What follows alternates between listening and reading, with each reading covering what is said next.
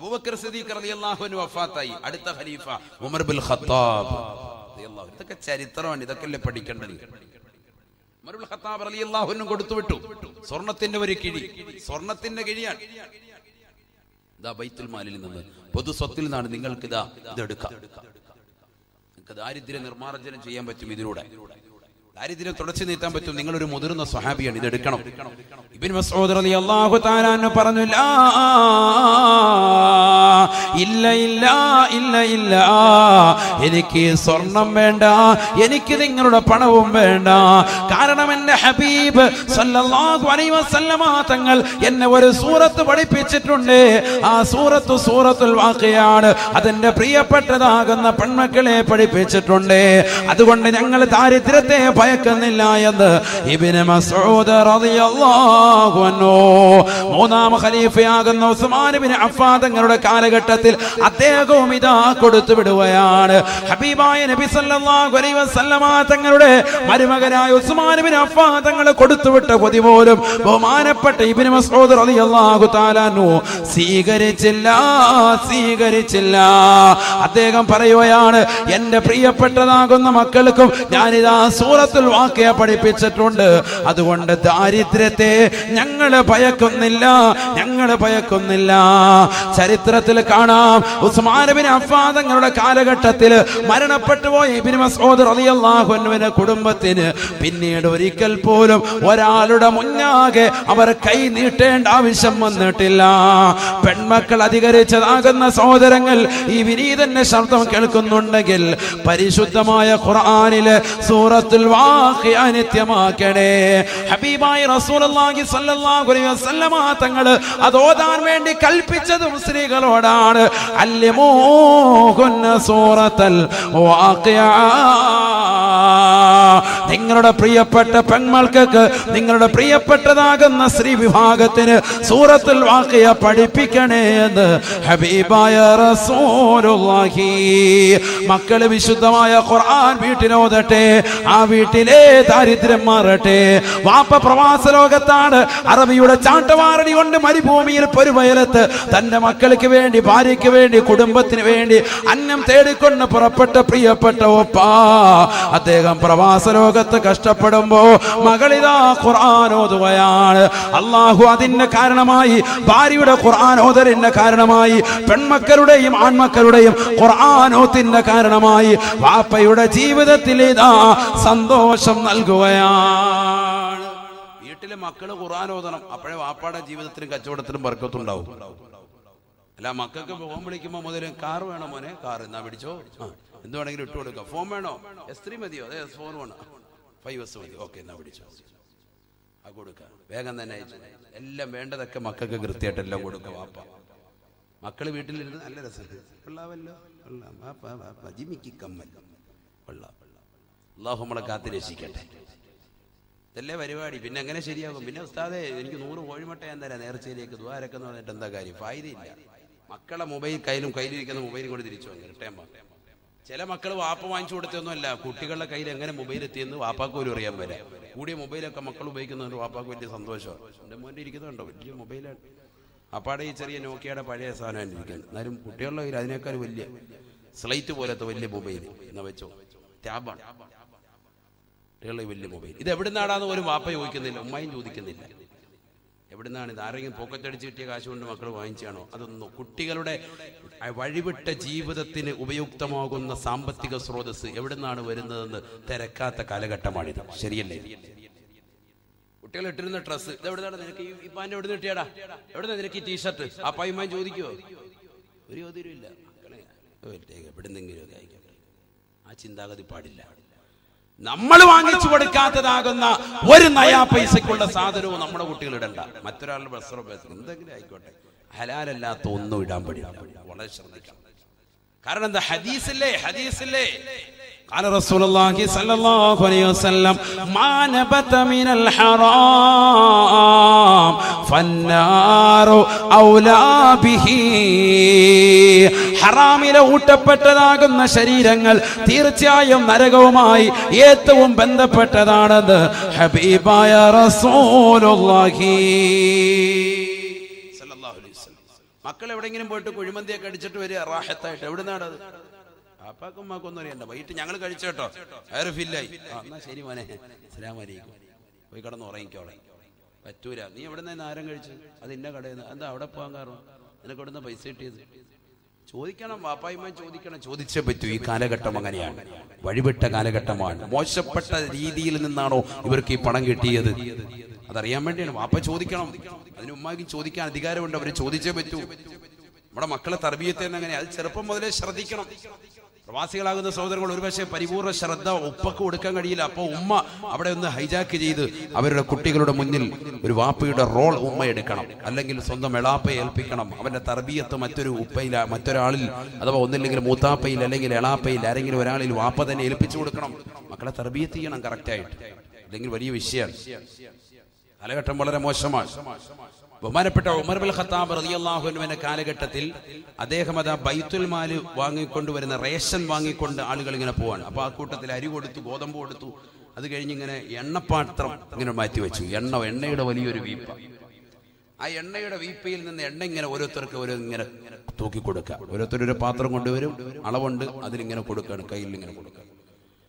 കൊടുത്ത ഓരോ ജാറ് തീരുമ്പോഴത്തേക്ക് അതിങ്ങനെ മാറ്റി വെക്കുമ്പോൾ ഉമർ റളിയല്ലാഹു അൻഹു നോക്കുമ്പോൾ അവിടെ ഒരു പയ്യനിരിപ്പുണ്ട്. അവനിങ്ങനെ ആ ജാറിന് സുള്ള് വടിച്ചു വെച്ചിരിക്കുക. എന്നാലും ജാറ് നമ്മൾ വെളിച്ചെണ്ണ പാത്രം വടിച്ചാലും പാക്കറ്റ് വടിച്ചാലും ഇതിന്റെ ലാസ്റ്റ് അതിന് അല്പം ഉണ്ടാവും, സ്വല്പം ഉണ്ടാവുള്ളൂ, കുറച്ചും ഉണ്ടാവും.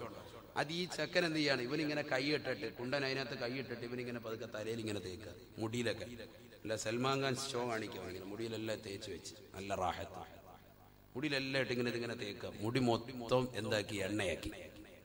ഉമർ റളിയല്ലാഹു അൻഹു ഇങ്ങനെ നോക്കിയപ്പോൾ മുടിയെല്ലാം നല്ല എണ്ണയിട്ട് നല്ല റാഹത്ത്. ഉമർ റളിയല്ലാഹു അൻഹു ഇങ്ങനെ വിളിച്ചിട്ട് പറഞ്ഞു, ഒരു ഉസ്താനെയും വിളിച്ചു, മുടി വെട്ടുന്ന ആളെയും വിളിച്ചു. ഉസ്താനെന്തായാലും ഇവിടെ പറയും ഹല്ലാക്ക് അല്ലേ, മുടി വെട്ടുന്ന ഒരാളെ വിളിച്ചിട്ട് പറഞ്ഞു, ഇതാ ഇവന്റെ മുടി മൊത്തം അങ്ങ് പഠിച്ചേ. കാരണം ഇവന്റെ മുടിക്ക് എന്താണ്, ബൈത്തുൽ മാലിലെ എണ്ണയോട് വലിയ പ്രേമമാണ്, ഇഷ്ടമാണ്. അതുകൊണ്ട് ഇവന്റെ മുടി ഇങ്ങ് പഠിച്ചെടുത്തേക്കാൻ പറഞ്ഞു. ആര്? സയ്യിദുനാ ഉമർ ബിൻ ഖത്താബ്. അപ്പൊ പലർക്കും ഒരു അമർഷം ഉണ്ടായി. അവിടെ ഉള്ളവരൊക്കെ ചിലരിങ്ങനെ പിറുപിറുത്തു, എന്നാലും കുട്ടിയെ മൊട്ടയടിപ്പിക്കണ്ടായിരുന്നു, അല്ല തലയിലെ എണ്ണ കഴി വിട്ടാൽ മതിയായിരുന്നല്ലോ, മൊട്ടയടിപ്പിച്ചത് അത്ര. ഉമർ റളിയല്ലാഹു അൻഹു പറഞ്ഞു, ഈ കുട്ടിയെ നാളെ നരകത്തിൽ എറിയപ്പെടുന്നതാണോ ഇഷ്ടം, അതല്ല അവന്റെ മുടി ഇപ്പൊ തൽക്കാലം ഒന്ന് വടിച്ചെടുത്തതാണോ പ്രശ്നം? കാരണം ഈ മുടി ഇപ്പോൾ വടിച്ചെടുത്ത് നാളെ മുടി 4 മുതൽ കിടക്കും, 2 ആഴ്ച കഴിയുമ്പോൾ പഴയ പോലെ മുടിയാവും. പക്ഷെ ഇവരെ ഇതോടുകൂടി ചിലപ്പോൾ നരകത്തിലേക്ക് അവന്റെ ശരീരം മൊത്തം ഇടാൻ നിബന്ധനമാണ്. അവൻ നരകത്തിലേക്ക് പോകാതിരിക്കാനാണ് അവന്റെ മുടി മൊത്തത്തിൽ ഞാൻ മുണ്ടനം ചെയ്തത് എന്ന് സയ്യിദുനാ ഉമർ ബിൻ ഖത്താബ്. ഹലാല് ശ്രദ്ധിക്കണം നമ്മള്. ഇത് തലയിൽ തേച്ചത്. നമ്മുടെ മക്കൾ അവിടെ ഇവിടെ പോയി കുഴിമന്തി അടിക്കുക റാഹത്തായിട്ട്, ഇതെല്ലാം ഉള്ളിക്ക് പോവുക. ഇങ്ങോട്ടാ പോകുന്നത്? മറ്റേത് തലയെ തേച്ച ഒരു എണ്ണയുടെ കഥ ഈ പറയുന്നത്, മുട്ടയടിച്ച് വിട്ടത്. മറ്റേ ഉള്ളിലോട്ട് പോകുന്നതിന്റെ ഹിസാബ് അല്ലാഹു നമ്മളെ കാത്തിരക്ഷിക്കട്ടെ. അല്ലാഹു കാത്തിരക്ഷിക്കട്ടെ. ഹബീബായ റസൂലുള്ളാഹി സ്വല്ലല്ലാഹു അലൈഹി വസല്ലമ തങ്ങൾ അതുകൊണ്ട് ഓർമ്മപ്പെടുത്തുകയാണ്, നിന്റെ ശരീരത്തിന്റെ ആരോഗ്യത്തെ നീ ശ്രദ്ധിക്കണേ. ഈ ആരോഗ്യ സമയത്തുള്ളതാകുന്ന അമലുകളെ നീ ശ്രദ്ധിക്കണേ. അല്ലാഹു നിനക്ക് എത്രയെത്രതാകുന്ന അനുഗ്രഹങ്ങളാണ് നൽകിയത്. നിനക്ക് കൈകാലുകൾ നൽകിയില്ലയോ? നിനക്ക് ശ്വസിക്കാനുള്ളതാകുന്ന ശ്വസനശേഷി അല്ലാഹു നൽകിയില്ലയോ? ഭക്ഷണങ്ങൾ നല്ലതുപോലെ വായിൽ വെച്ചുകൊണ്ട് ചവച്ചരയ്ക്കാനുള്ള കഴിവും അത് ഉമനീര് രൂപത്തിൽ നിനക്കത് ഉള്ളിലേക്ക് ഇറക്കാനുള്ള കഴിവും അല്ലാഹു നിനക്ക് നൽകിയില്ലയോ? അല്ലാഹു നിനക്ക് നൽകിയതാകുന്ന കഴിവുകളെ എന്തേ മനുഷ്യ നീ ഒന്ന് ചിന്തിക്കാത്തത്? ഇന്ന അവ്വല മാ യസ്അലുൽ അബ്ദു യൗമൽ ഖിയാമത്തി അനിൻ നഈം. ഹബീബായ റസൂലുള്ളാഹി സ്വല്ലല്ലാഹു അലൈഹി വസല്ലമ തങ്ങൾ പറയുകയാണ്, നാളെ പടച്ചറപ്പിന്റെ ദർബാറിലേക്ക് എത്തുമ്പോൾ അല്ലാഹു സുബ്ഹാനഹു വ തആല ആദ്യമായി ചോദിക്കുക, മനുഷ്യ മാനവാ നിനക്ക് നൽകിയ അനുഗ്രഹമാണ്, നിനക്ക് നൽകിയിരിക്കുന്ന അനുഗ്രഹമാണ്. അല്ലാഹു നാളെ ആഖിറത്തിലേക്ക് എത്തുമ്പോ അല്ലാഹു നിന്നോട് ചോദിക്കുമത്രേ, അലം നുസഹി ജിസ്മക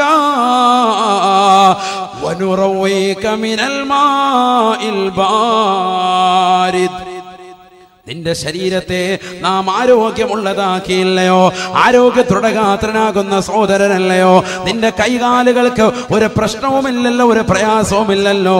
ജനിച്ചത് മുതൽ നിനക്കിതാ 5 വിരലുകൾ വലത് കയ്യിലില്ലയോ? 5 വിരൽ ഇടത് കയ്യിലില്ലയോ? 5 വിരലുകളതാ വലത് കാലിലില്ലയോ? 5 വിരലുകൾ ഇടത് കാലിലില്ലയോ?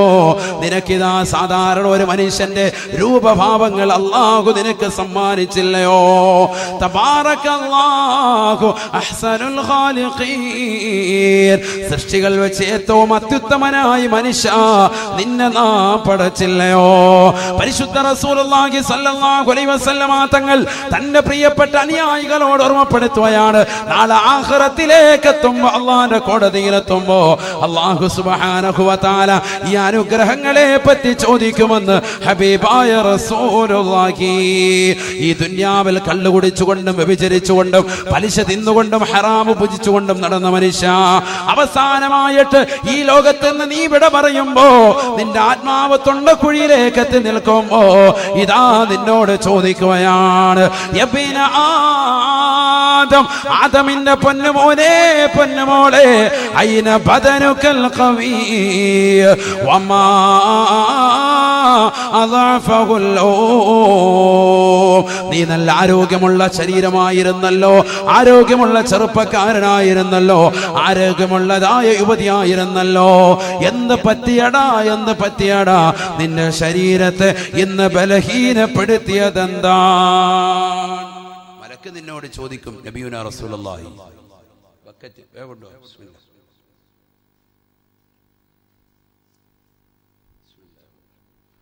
അല്ലാഹു നമ്മുടെ സദഖയെ സ്വീകരിക്കുമാറാവട്ടെ, കബൂലാക്കുമാറാവട്ടെ. എല്ലാ നിയത്തുകളും അല്ലാഹു ഹാസിലാക്കി തരട്ടെ. എല്ലാവരും ഇൻഷാ അല്ലാഹ് നല്ല രീതിയിൽ കൊടുക്കുക, നല്ല രീതിയിൽ ഇൻഷാ അല്ലാഹ്. ഓരോരുത്തർക്കും നല്ല നിയ്യത്തുണ്ടാകും, ആ നിയ്യത്ത് വെച്ച് കൊടുക്കുക. നിയ്യത്തുൽ മുഅ്മിനി ഖൈറും മിൻ അമലിഹി ശഫീഉനാ റസൂലുള്ളാഹി സ്വല്ലല്ലാഹു അലൈഹി വസല്ലം. നല്ല നിയ്യത്ത് വെച്ച് കൊടുക്കുക. അല്ലാഹു നമ്മളെ കബൂലാക്കട്ടെ, സ്വീകരിക്കട്ടെ. എല്ലാ നിയ്യത്തുകളും അല്ലാഹു ഹാസിലാക്കി തരട്ടെ. അപകടങ്ങളെ തൊട്ട്, ദുരിതങ്ങളെ തൊട്ട്, വിപത്തുകളെ തൊട്ട് അല്ലാഹു നമുക്ക് കാത്തുരക്ഷിക്കട്ടെ. നമ്മളുടെ മക്കളെയും ഭാര്യ സന്താനങ്ങളെയും കൂട്ടുകുടുംബാദികളെയും അല്ലാഹു സാലിഹ്യങ്ങളിലും സാലിഹാത്തുകളിലും അല്ലാഹു ഉൾപ്പെടുത്തി അനുഗ്രഹിക്കുമാറാവട്ടെ. ഹലാലായ സാമ്പത്തികം അല്ലാഹു നമുക്ക് ഏവർക്കും നൽകി തുണയ്ക്കുമാറാവട്ടെ. എല്ലാവരും കൊടുക്കുക ഇൻഷാ അല്ലാഹ്. ഇന്നത്തെ സദഖ തന്നെ മക്കൾ സാലിഹ്യങ്ങളാകുക എന്നുള്ള നിയ്യത്തായിക്കോട്ടെ. ഓരോ ദിവസം ഓരോന്ന്, കൂട്ടത്തിൽ എത്ര നിയ്യത്തോടെയും വെക്കാം. ഒരാൾ ഒരു സദഖ ചെയ്യുന്നു, 10,000 നിയ്യത്ത് ഒന്നിച്ച് വെക്കാൻ പറ്റുമോ? ഇബ്നു ഹജർ തങ്ങളോട് ഫതാവൽ ഹദീസിൽ ചോദ്യമുണ്ട്, പറ്റുമെന്നാണ്. ഒരു സദഖ കൊടുക്കാൻ ഒരുപാട് നിയ്യത്തുണ്ട് അദ്ദേഹത്തിന്, ഹാസിലാകുമോ? അതെല്ലാം കൂടി കരുതാൻ പറ്റുമോ? പറ്റും. എല്ലാ നിയ്യത്തും കരുതാൻ പറ്റും. എത്ര നിയ്യത്ത് കൂട്ടുന്നു അത്രയും നല്ലതാണ്. അല്ലാഹു തൗഫീഖ് നൽകട്ടെ. നമ്മുടെ നിയ്യത്തുകളെല്ലാം തന്നെ അല്ലാഹു സാധൂകരിച്ച് നൽകട്ടെ. ഹലാലായ സാമ്പത്തികം അല്ലാഹു നൽകി അനുഗ്രഹിക്കട്ടെ. നമ്മുടെ മക്കളെ, കൂട്ടുകുടുംബാദികളെ, ഭാര്യ സന്താനങ്ങളെ, മരുമക്കളെ എല്ലാവരെയും അല്ലാഹു സാലിഹികളിലും സാലിഹാത്തുകളും അല്ലാഹു ഉൾപ്പെടുത്തി അനുഗ്രഹിക്കട്ടെ. ഇവിടെ ശ്രദ്ധിക്ക്, സമയം ഇങ്ങനെ പോയിക്കൊണ്ടിരിക്കണം. ഇപ്പൊ തന്നെ 1.5 മണിക്കൂറായി. വേഗം ഇവിടെ ശ്രദ്ധിക്കും, വേഗം നിർത്തും. ആരെയും മുഷിപ്പിക്കൂല. ഇനിയും വാഴല്ലേ, നാളെ മറ്റന്നാളും ഒക്കെ വാഴു അല്ലേ? അല്ലേ നിസാർ ഭായി? അതില്ലേ ഒരു വട്ടം പറഞ്ഞില്ലേ? അല്ലാഹു നമ്മളെ സ്വീകരിക്കട്ടെ, അല്ലാഹു നമ്മളെ കബൂലാക്കട്ടെ. ഇവിടെ ശ്രദ്ധിക്കും. അപ്പൊ ഈ ലോകത്ത് നിന്ന് നമ്മൾ വിട പറയുന്ന സന്ദർഭമാണ് ഈ പറയുന്നത്. ഒരാളുടെ അടുക്കൽ വന്നുകൊണ്ട് മലക്ക് വന്നിട്ട് ചോദിക്കും, ആദമിന്റെ പൊന്നുമോനെ, നിന്റെ ശരീരത്തിൽ എന്ത് പറ്റി? എന്താണ് നീ ചെയ്തത്? നിന്റെ ശരീരത്തെ ബലഹീനപ്പെടുത്തിയതെന്താണ്? അതേ മലക്ക് തന്നെ 2 ചോദ്യം കൂടി ചോദിക്കുമെന്നാണ് സയ്യിദുനാ റസൂലുള്ളാഹി. 2 ചോദ്യം കൂടി.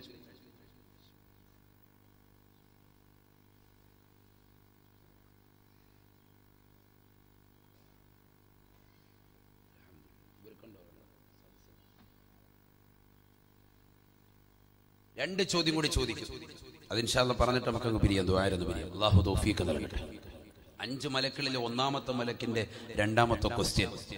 ഒന്നാമത്തെ ക്വസ്റ്റ്യൻ ഏതാണ്? നിന്റെ ആരോഗ്യത്തിന് എന്ത് പറ്റി? ആരോഗ്യത്തെ ക്ഷയിപ്പിച്ചത് എന്താണ്? قال رسول الله صلى الله عليه وسلم, ഹബീബായ റസൂലുള്ളാഹി സ്വല്ലല്ലാഹു അലൈഹി വസല്ലം തങ്ങൾ പറയുകയാണ്, ഒന്നാമത്തെ മലക്ക് വന്നുകൊണ്ട് അവന്റെ കാതിൽ വന്നുകൊണ്ട് ചോദിക്കുന്ന 2ാമത്തെ ചോദ്യം ഇതാണ്. ഹബീബായ നബി തങ്ങൾ പറയുകയാണ്, യബ്ന ആദം, ആദമിന്റെ പൊന്നുമോനെ പൊന്നുമോളെ, ഐന ലിസാനുകൽ ഫസീഹ് വമാ അസ്കതഹുൽ നിന്റെ ശരീരത്തിലെ നാവിനെ അശക്തമാക്കിയതെന്താണ്? നിന്റെ നാവിനെന്ത് പറ്റിയടാ? നിന്റെ നാവിനെന്ത് പറ്റിയടാ? വമാ അസ്കതഹുൽ നാവിനെ അശക്തമാക്കിയതെന്താണ്? നാവിനെ ചലിപ്പിക്കാൻ പറ്റാത്തതെന്താ? എന്ത് പറ്റി നിന്റെ നാവിന്? ദുനിയാവിന് നീ വലിയ വാക്ചാതുര്യമുള്ളവനായിരുന്നല്ലോ, ഒരുപാട് സംസാരിക്കുന്നവനായിരുന്നല്ലോ. ചില ആളുകളുണ്ട്, ജനങ്ങൾക്കിടയിൽ ആളുകളെ 10 ആളുകൾ കിട്ടിയ പിന്നെ വാ തുറന്ന പിന്നെ നിർത്തൂല. ഫോൺ വിളിച്ചാലും അങ്ങനെ തന്നെയാണ്, വർത്തമാനം പറഞ്ഞാൽ അങ്ങനെ നിർത്തൂല. അങ്ങനത്തെ സംസാരപ്രിയ. അവരുടെയൊക്കെ നാവിനെ നിശ്ചലമാവുകയാണ് മരണാസന്ന സമയം. അള്ളാഹു നമ്മളെ കാത്തിരക്ഷിക്കട്ടെ. അയിന ലിസാനുക്കൽ ഫസീഹ്, നിന്റെ നല്ല നാവ് എവിടെ? വാക്ചാതുര്യം ഉണ്ടായിരുന്ന നിന്റെ നാവ് എവിടെ പോയി? വമാ അസ്കതഹുല്ലോ, നാവിനെ അശക്തപ്പെടുത്തിയത് എന്താണ്? നാവിനെ അശക്തപ്പെടുത്തിയത് എന്താണ്? നാവ് കൊണ്ട് ദുനിയാവിൽ അശ്ലീലത സംസാരിച്ചിരുന്നവർ, മോശപ്പെട്ട സിനിമാ ഗാനങ്ങൾ മൂളിപ്പാട്ടിലൂടെ പാടിക്കൊണ്ടിരുന്നവർ, സിനിമകളും സീരിയലും കണ്ടിട്ട് പാതിരാത്രി സമയത്ത് അതിന്റെ കഥ പറഞ്ഞുകൊണ്ടിരുന്നവർ ഒക്കെ ചിന്തിക്കാൻ, ഒക്കെ തൗബ ചെയ്ത് മടങ്ങി. അള്ളാഹു തൗഫീഖ് നൽകട്ടെ. നാവിനെ ശ്രദ്ധിച്ചേ പറ്റൂ. ഹബീബായ റസൂലുള്ളാഹി സ്വല്ലല്ലാഹു അലൈഹി വസല്ലമ തങ്ങളുടെ അടുക്കലേക്ക് ഒരു മനുഷ്യൻ ഇതാ കടന്നു വരുകയാണ്. ജാഅ റജുലുൻ ഇല നബി സ്വല്ലല്ലാഹു അലൈഹി വസല്ലം, ഹബീബായ റസൂലുള്ളാഹി സ്വല്ലല്ലാഹു അലൈഹി വസല്ലമ തങ്ങളുടെ അടുക്കലേക്ക് വരുകയാണ്. അല്ലാഹുവിന്റെ റസൂലിനോട് ആ സ്വഹാബി ചോദിക്കുകയാണ്, ഔസിനി യാ റസൂലല്ലാഹ്, അല്ലാഹുവിന്റെ റസൂലേ എന്നെ ഒന്ന് ഉപദേശിക്കണേ നബിയേ, എനിക്കൊരു നിർദ്ദേശം നൽകണേ നബിയേ. ഫഖാല റസൂലുള്ളാഹി സ്വല്ലല്ലാഹു അലൈഹി വസല്ലം, ഹബീബായ റസൂലുള്ളാഹി സ്വല്ലല്ലാഹു അലൈഹി വസല്ലമ തങ്ങൾ അദ്ദേഹത്തോട് മുഖത്ത് നോക്കി പറയുകയാണ്, ആഖിദം ബിലിസാനിഹി ബിയദിൽ യുസ്റാ, തന്റെ ഇടത് കൈ കൊണ്ട് നാവിനെ പിടിച്ചുകൊണ്ട് അല്ലാഹുവിന്റെ റസൂൽ പറയുകയാണ്, കുഫൻ കഹാദാ കുഫൻ കഹാദാ,